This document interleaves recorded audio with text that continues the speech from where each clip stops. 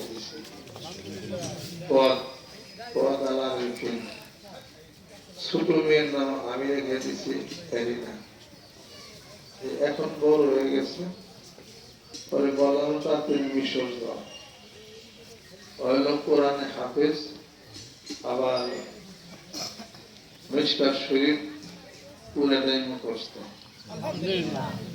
আমরা 3 হাদিস শরীফ মুখস্থ বলতে হয় 6 বার ভুল, তাহলে পুরোটাই মুখস্থ করা। আমার কোরআন হাফেজ, আর বুখারী শরীফ মুখস্থ শুরু করছে। এরকম একটা প্রতিভা কইরা থাকাকে ভালো।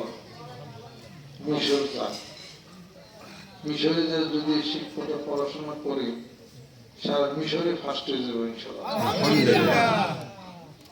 পরে হুকুম দিছি মিশর যাও, আল্লাহ পাক যেন বরকত দেয়, সবাই দোয়া করে দাও।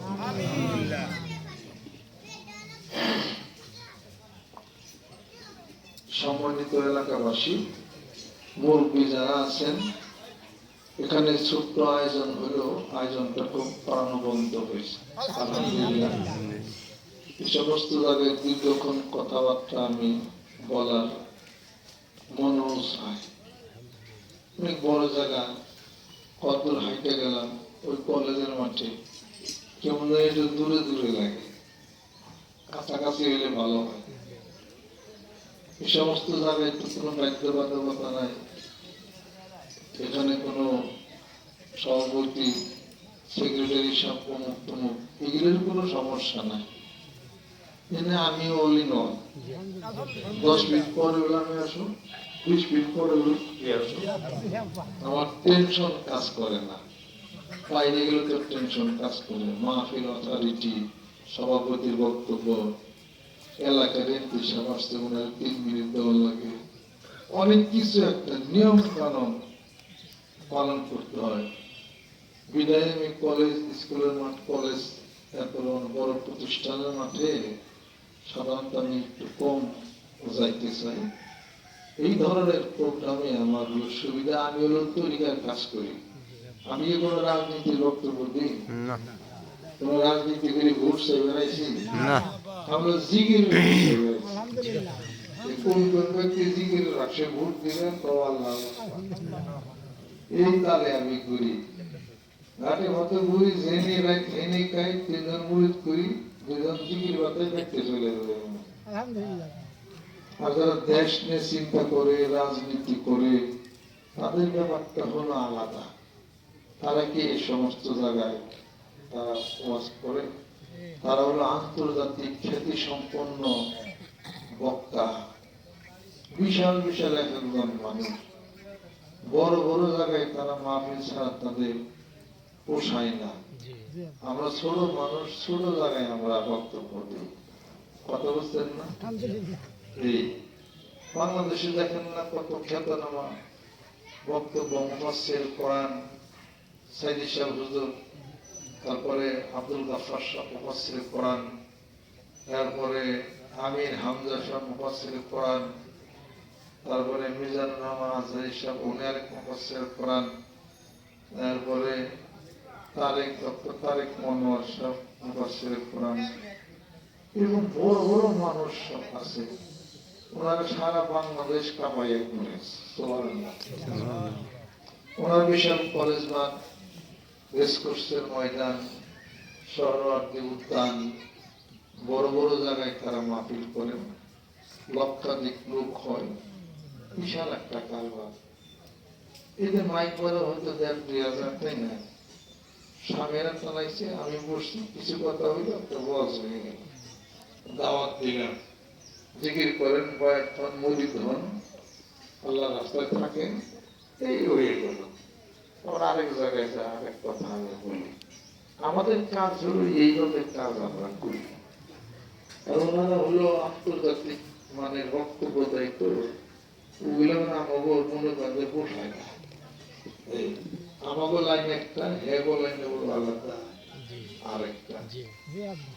ওনারা এই লাইনে আসতে পারবে না, আমরা ওই লাইনে যাইতে পারি না।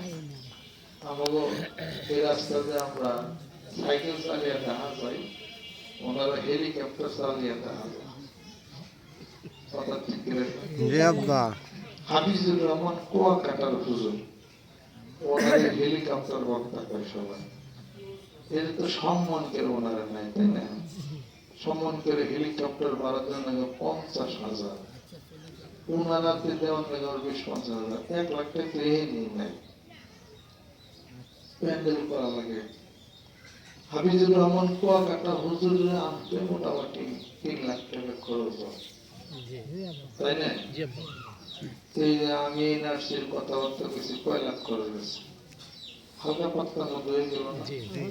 এই দিনের দাওয়াত পৌঁছে দিলাম, জায়গায় জায়গায় যাই, ঘাটে পথে ঘুরি, কিছু কথাবার্তা কই, আমার বাড়িতে ফিরে যাই, যত সহজ করে পাওয়া যায়।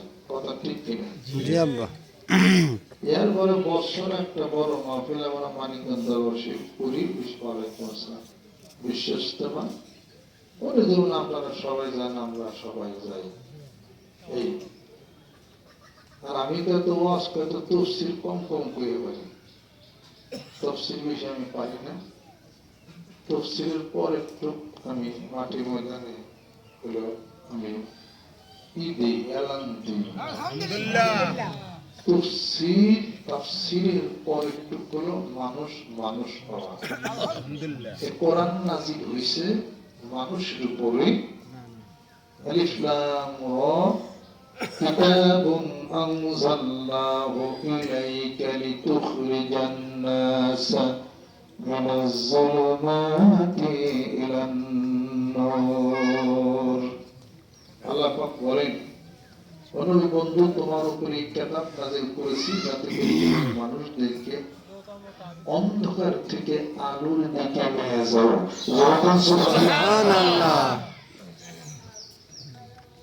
তাহলে এই কোরআন হলো মানুষের উপর নাযিল হয়েছে। এই কোরআন মানুষের জন্য নাযিল হয়েছে, মানুষের উপরে নাযিল হয়েছে এবং মানুষের জন্য নাযিল হয়েছে।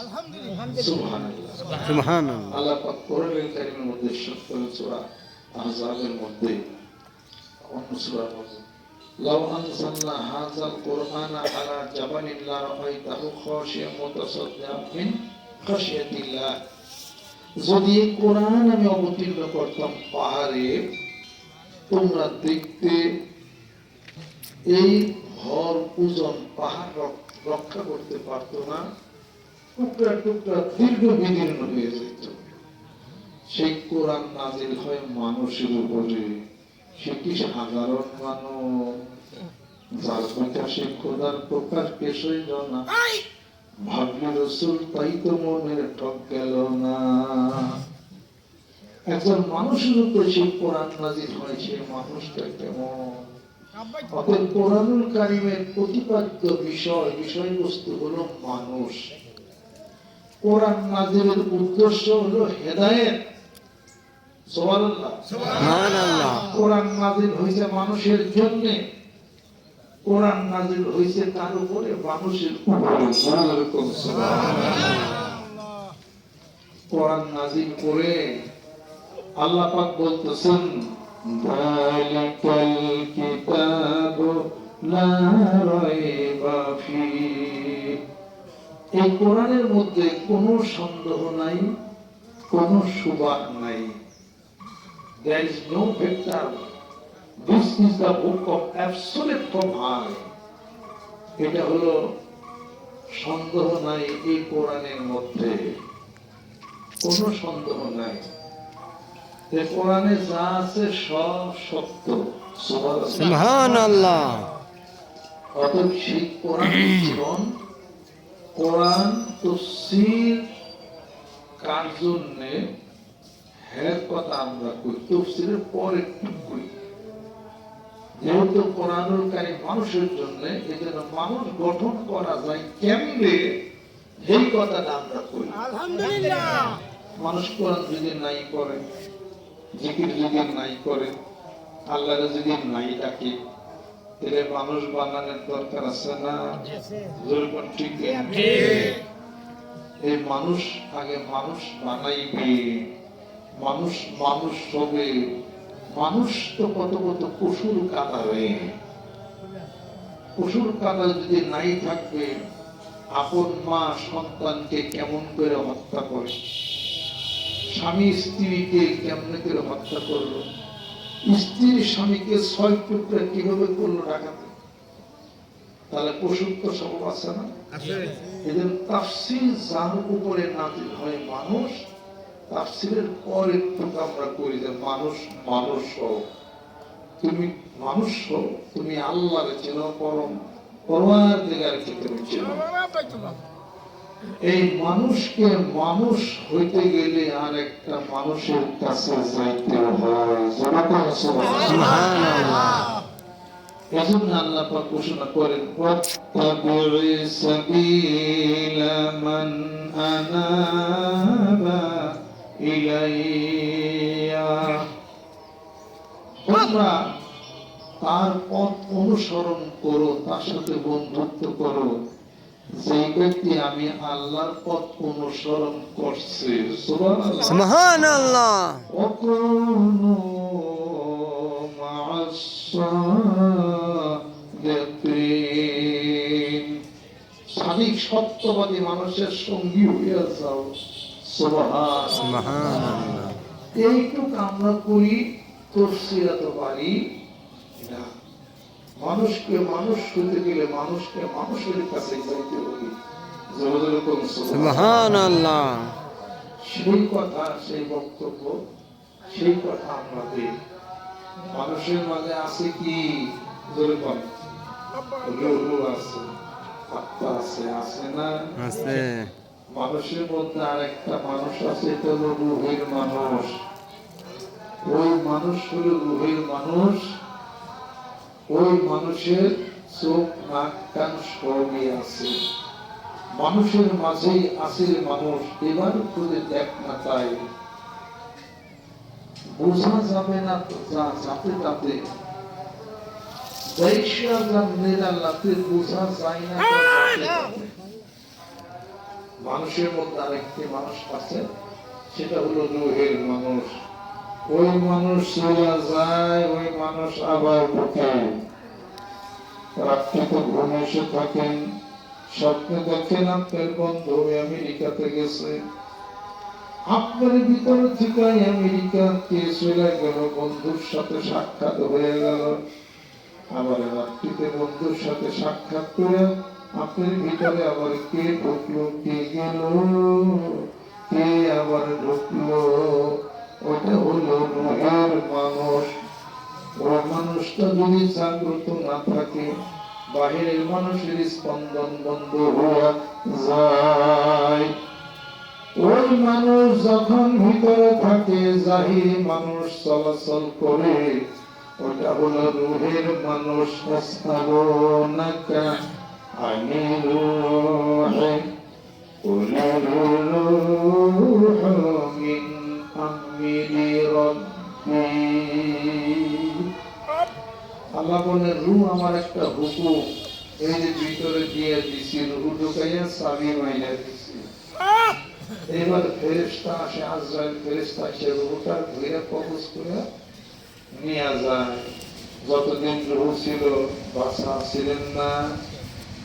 ওই যে রূহটা, ওইটা قد أفلح من زكاها وقد خاب من دساها। রূহটাকে উজ্জীবিত করতে হবে। গুনাহ অপরাধের কারণে সেটা কালো হয়ে গেছে।